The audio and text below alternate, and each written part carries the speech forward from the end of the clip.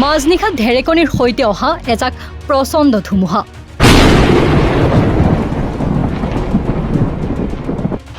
তাৰ পাছৰ দৃশ্য এয়া।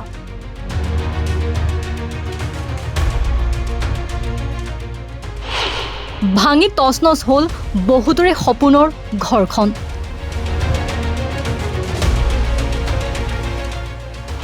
উঘালি পৰিল বহু ডাঙৰ ডাঙৰ গছ। ইয়াৰ পাছতো বোকাখাত প্ৰশাসনৰ উদাসীনতা। 14-15 ঘণ্টা উকলি যোৱাৰ পাছতো উপস্থিত নহল SDRF। হয়, বানৰ তাণ্ডৱৰ মাজতে বোকাখাতৰ মৰঙিয়ালত নিশা বিধ্বংসী ধুমুহা। কালৰূপী ধুমুহাত দুখুটিমুখত ধ্বংস প্ৰায় 2 শতাধিক বাসগৃহ।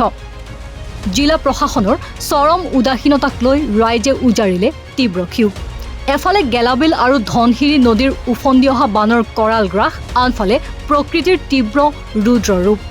ৰঙামাটি মৌজাৰ অন্তৰ্গত বৃহত্তৰ দুখুটিমুখ অঞ্চলত মঙলবাৰে মাজনিশা প্ৰায় 2 বজাত পাৰ হৈ যোৱা এজাক প্ৰচণ্ড ধুমুহাই সমগ্ৰ অঞ্চলটো সম্পূৰ্ণৰূপে তছনছ কৰি পেলায়। বানৰ পানীৰ মাজত বন্দী হৈ থকা শ শ পৰিয়ালে নিশাৰ ভিতৰতে মূৰৰ ওপৰৰ চালিখনো হেৰুৱাই এতিয়া সম্পূৰ্ণ দিশহাৰা হৈ পৰিছে। স্থানীয় লোকে জানিবলৈ দিয়া মতে এই বিধ্বংসী ধুমুহাৰ ফলত আটাইতকৈ বেছি ক্ষতিগ্ৰস্ত হৈছে মৰঙিয়াল গাঁও। ইয়াৰ উপৰিও বৰচাপৰি, মিচিমিয়াটি, মেডকগাঁও, পুৰণা নাৰমাৰী আৰু ৰঙাগড়া চাহ বাগান এলেকাত ধুমুহাই ব্যাপক তাণ্ডৱ চলায়। চাহ গছৰ মাজতে উঘালি পৰে প্ৰকাণ্ড প্ৰকাণ্ড গছ। দিনৰ পৰা দেখা নাছিলোঁ আচলতে তেনেকুৱা ধুমুহা। দেখিছোঁ যদি অলপ সৰু সুৰা আহে। আৰু ইয়াত এই আমাৰ শিৱসাগৰৰ যিটো বানপানীৰ যিটো তাণ্ডৱ চলাইছিলে সেই সময়ৰ পৰাই পানীটো আছেই। বানপানীটো আজিৰ তাৰিখলৈকে ঘৰৰ চাৰিওফালে আছে গাঁওখনৰ। মাত্ৰ মেইন ৰোড বুলিবলৈ অকল ৰাস্তাটোত বাচি আছে, তাতে গৰু ছাগলী বান্ধি থোৱা আছে। কথমপি আমাৰ ৰাইজৰ গৰু ছাগলীবোৰ বাচিছে। আৰু পুৱতি নিশাৰ যিটো ধুমুহা সেইটো সাংঘাতিক ধৰণৰ ধুমুহা বুলি আমি এইটো কাৰণে ক'ব খোজোঁ। পোনপটীয়াকৈ আহি এনেকুৱাকৈ ইউ টাৰ্ণ মাৰি মানে গছবোৰ ভাঙিছে।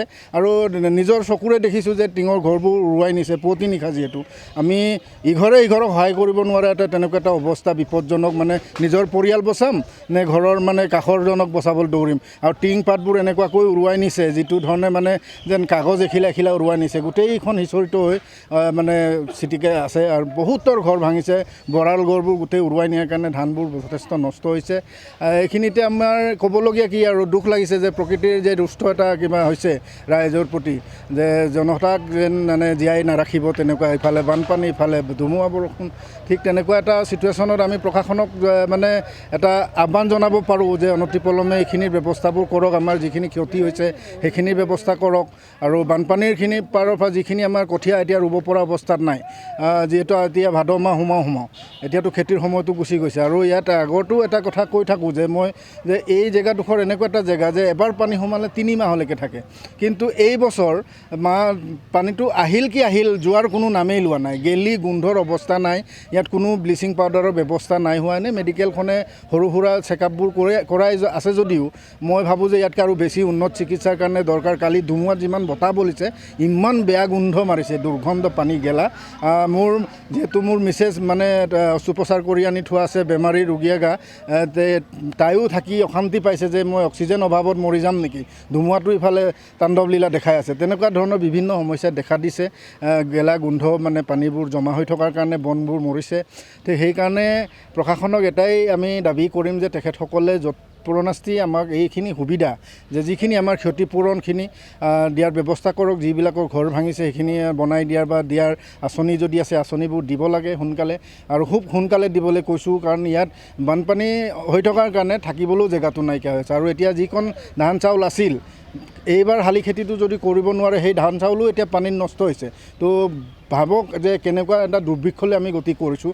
আৰু এইবাৰ শালি খেতিটো যদি নোৱাৰে তেতিয়াহ'লে আৰু যেন দুৰ্ভিক্ষটো যে মানে অনিবাৰ্য। যথেষ্ট বুলি ক'ব লাগিব, যিহেতু গোটেই গাঁওখনতে হৈছে। এজোপা ডাঙৰ গছ নাই, ওখ গছ। আপুনি চকু ফুৰাই চাওক যে পথাৰ ফালেও যদি চায়, মুকলি ফালেও যদি চায়, এজোপা ডাঙৰ গছ নাই। চবকে ভাঙিছে। আৰু মানুহ বুলিবলৈ চবেই ক্ষতিগ্ৰস্ত কম বেছি পৰিমাণে। আৰু এইখন গাঁৱেই নহয়, দৌতিমুখ, বৰচাপৰি, দৌতিমুখতো এগৰাকী ইনজৰ্ড হৈছে, যথেষ্ট ভৰি ভাঙিছে বুলি শুনিছোঁ। এখন ৱাল ভাঙি মানে গাত পৰিছে। তেনেকুৱাকৈ এইখন গাঁৱত আমাৰ যিখন গেলাবিল নদীৰ ইপাৰে ৰঙাগৰা যিটো আমাৰ মুছলিম গাঁও বুলি কওঁ আমি মানে থলুৱা নাম লগাই লৈছোঁ মুছলমান গাঁও বুলি একচুৱেলি ৰঙাগৰা গাঁৱতো একেই তাণ্ডৱলীলা বাগানৰ গোটেই গছ ভাঙি আৰু কাৰেণ্টৰ যিবোৰ তাঁৰ চব ছিঙি ভাঙি নাই যে এমাহ হ'লেই যে আমি মোবাইল ৰিচাৰ্জ কৰিব পাৰিম মানে কোনো গেৰাণ্টিয়ে নাইকিয়া হৈ গৈছে। ধুমুহাৰ ফলত অঞ্চলটোৰ বৃহৎ গছ গছনি ভাঙি পৰাৰ লগতে বিদ্যুতৰ খুঁটা আৰু তাঁৰ ছিঙি যাতায়াত ব্যৱস্থা সম্পূৰ্ণকৈ বন্ধ কৰাৰ লগতে বৰ্তমান অঞ্চলটোত বিদ্যুৎ যোগানো সম্পূৰ্ণৰূপে ব্যাহত হৈ পৰিছে। তথ্য অনুসৰি এই ধুমুহাই 2 শতাধিক বাসগৃহৰ উপৰিও অঞ্চলটোৰ বিদ্যালয়, চিকিৎসালয় আৰু পশুধনৰ ব্যাপক ক্ষতি সাধন কৰে। বানৰ মাজতে ছাত্ৰ ছাত্ৰীৰ কিতাপ পত্ৰ, কাপোৰ কানি, খাদ্য সামগ্ৰী আৰু ভঁৰালত জমা কৰি থোৱা ধান সমূলঞ্চে ধ্বংস হৈ পৰে। ধুমুহাৰ তাণ্ডৱত দুখুটিমুখ গাঁও পঞ্চায়তৰ প্ৰাক্তন সভাপতি পুষ্প পাটগিৰিৰ পত্নী ৰূপা পাটগিৰি গুৰুতৰভাৱে আহত হয়। পিছত তেওঁক সংকটজনক অৱস্থাত উন্নত চিকিৎসাৰ বাবে যোৰহাট চিকিৎসা মহাবিদ্যালয় হাস্পতাললৈ প্ৰেৰণ কৰা হয়। ইপিনে নিশা 2 বজাতে এই ধুমুহাই তাণ্ডৱ চলোৱাৰ পিছতো বিয়লি 3 বজালৈকে ঘটনাস্থলীত গোলাঘাট জিলা প্ৰশাসনৰ কোনো উদ্ধাৰকাৰী দল অৰ্থাৎ SDRF বাহিনী উপস্থিত নোহোৱাত ভুক্তভোগী ৰাইজৰ মাজত তীব্ৰ ক্ষোভৰ সৃষ্টি হয়। ক্ষোভ উজাৰি প্ৰতিক্ৰিয়া প্ৰকাশ কৰিছে জীপাল কৃষক শ্ৰমিক সংঘৰ মুখ্য উপদেষ্টা সোণেশ্বৰ নৰহে।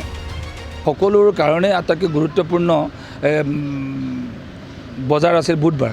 সেই বজাৰ আজি ৰাইজ আহিব পৰা নাই, ঠেলা ঠেলি আহিব পৰা নাই, চাইকেল ঠেলি আহিব পৰা নাই, কাৰণ সকলো বাট পথ সকলো বন্ধ হৈ আছে। আৰু ইতিমধ্যে আপোনালোকে জানে যে এই বাট পথবিলাক মুকলি কৰিবৰ কাৰণে ইমান তীব্ৰভাৱে হেঁচা প্ৰয়োগ কৰাৰ পাছতো তেওঁলোক সময়মতে উপস্থিত হ'ব নোৱাৰিলে। আমি ৰাইজে যেতিয়া নিজাববীয়া উদ্যোগৰ ফলশ্ৰুতিত এই যেতিয়া বাট পথ আমি মুকলি কৰিবলৈ সক্ষম হৈ উঠিছোঁ, তেতিয়াহে আচলতে তেওঁলোকৰ বন বিভাগৰ গোলাঘাট জিলাৰ ফালৰ পৰা প্ৰেৰণ কৰিছে। লগতে বোকাখাতৰ ফালৰ পৰাও সমজিলা বিষয়া আহিছে।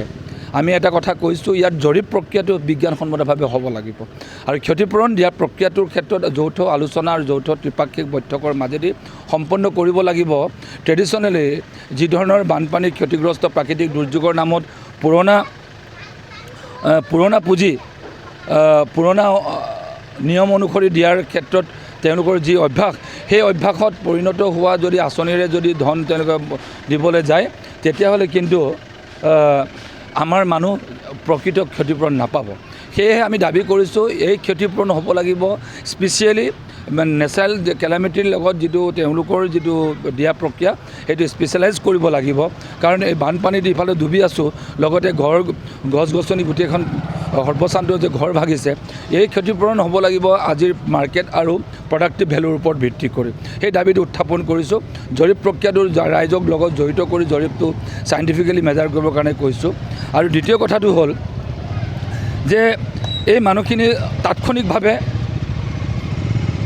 তিৰপাল দিব লাগে, ঘৰখিনি কিছু টিন পাত দিব লাগে, ঘৰবোৰত যাতে মানুহখিনি আকৌ যাতে অকণমান থিতাপি ল'ব পাৰে, অকণমান যাতে বৰষুণ নপৰাকৈ ৰাতি এতিয়া দিনত কি খাব, ৰাতিলৈ কেনেকৈ কটাব, সেইটোক লৈ মানুহখিনি এটা একদম নিৰুপায় অৱস্থা।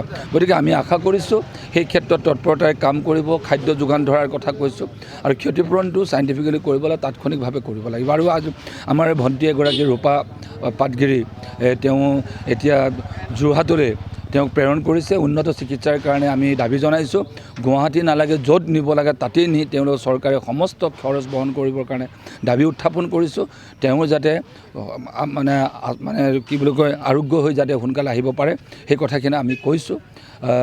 আৰু এটা তাৎপৰ্যপূৰ্ণ কথা, এই ৰাস্তাৰ 2 কাষে থকা গছ গছনিবোৰ যিবোৰ কাটি তহিলং কৰা হৈছে এতিয়া, এই যিবোৰ ধুমুহাত ভাগি ছিগি গ'ল, সেইবোৰ কিছুদিনৰ পূৰ্বে এই ৰাস্তাটো বাইপাছৰ কাৰণে জৰীপ কৰি ডিমাৰ্কেট কৰি থৈ গৈছে। ইয়াৰ দোকান পোহাৰ গছ গছনিবোৰ, এই গছ গছনিবিলাকক আজিৰ প্ৰডাক্টিভ মানে লেণ্ড একুইশ্যনৰ আণ্ডাৰত যিটো জিৰাটৰ যিটো ভেলু, মানে যিটো ৰিভাইজ যিটো পলিচি অনুসৰি 15 চনৰ, গতিকে সেই অনুসৰি তেওঁলোকক এই ধৰণৰ মাৰ্কেট ভেলু আৰু প্ৰডাক্টিভ ভেলুৰ ওপৰত ভিত্তি কৰি ক্ষতিপূৰণৰ কাৰণে ডিমাৰ্কেট কৰি থৈ গৈছে। কিন্তু প্ৰাকৃতিক দুৰ্যোগৰ ফলশ্ৰুতিত যদি সেই গছ গছনিবিলাক যদি কাটিব লগা পৰিস্থিতিলৈ গ'ল, পাছত গৈ তেওঁলোকৰ সেই যে 4 লাইনটো যোৱাৰ বা এইটো স্পেচিয়েলি যিটো বাইপাছ যোৱাৰ ক্ষেত্ৰত এই গছ গছনিবিলাকৰ মূল্য কেনেকৈ নিৰ্ধাৰণ কৰিব, সেই সম্পৰ্কত আমি দাবী জনাইছোঁ যাতে আমাৰ ৰাইজৰ লগত তেওঁলোকৰ বৈঠকৰ ভিত্তিত আচলতে সেই ক্ষতিপূৰণৰ মান নিৰ্ণয় কৰিব লাগিব। ইয়াত প্ৰাকৃতিক দুৰ্যোগৰ মানে যিটো পৰম্পৰাগত যিটো ক্ষতিপূৰণ দিয়াৰ ব্যৱস্থা সেইটোতে তেওঁলোক ক্ষান্ত থাকিলে নহ'ব। আমি জীপাল কৃষক শ্ৰমিক সংঘ এই বিষয়টো আমি পূৰা নজৰ ৰাখিছোঁ আৰু বন বিভাগক কৈছোঁ যে যেতিয়ালৈকে ইলেক্ট্ৰিফিকেশ্যন কানেকশ্যন সম্ভৱ হৈ নুঠে তেতিয়ালৈকে ফৰেষ্ট ডিপাৰ্টমেণ্টৰ কেম্প ৰাখি সৰ্বত্ৰে সকলো অঞ্চলত মিচিমিয়াটি, অফলা, মেধকগাঁও, তিনিঘৰীয়া, মৰঙিয়াল, পুৰণা নাৰুমাৰী, বৰচাপৰি, দুখুটিমুখ, ৰঙাগৰা গ্ৰাণ্ট, ৰঙাগৰা গাঁও, এই গোটেই ৰঙাগৰা চাহ বাগিচা এই অঞ্চলবিলাকৰ যিটো বিস্তৰ ক্ষতি হৈছে ইয়াক সম্পূৰ্ণৰূপে বৈজ্ঞানিক প্ৰণালীৰে আচলতে জৰীপ কাৰ্য সম্পন্ন কৰি ক্ষতিপূৰণ দিয়াৰ ক্ষেত্ৰত দায়বদ্ধতা স্বীকাৰ কৰিব লাগিব।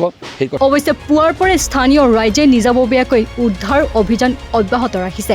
পিছত গোলাঘাট জিলা বন বিভাগৰ এটা দল ঘটনাস্থলীত উপস্থিত হয় যদিও আচৰিতভাৱে তেওঁলোকৰ হাতত কোনো উদ্ধাৰকাৰী সামগ্ৰী নথকাৰ কাৰ্যই ৰাইজক স্তম্ভিত কৰি তোলে।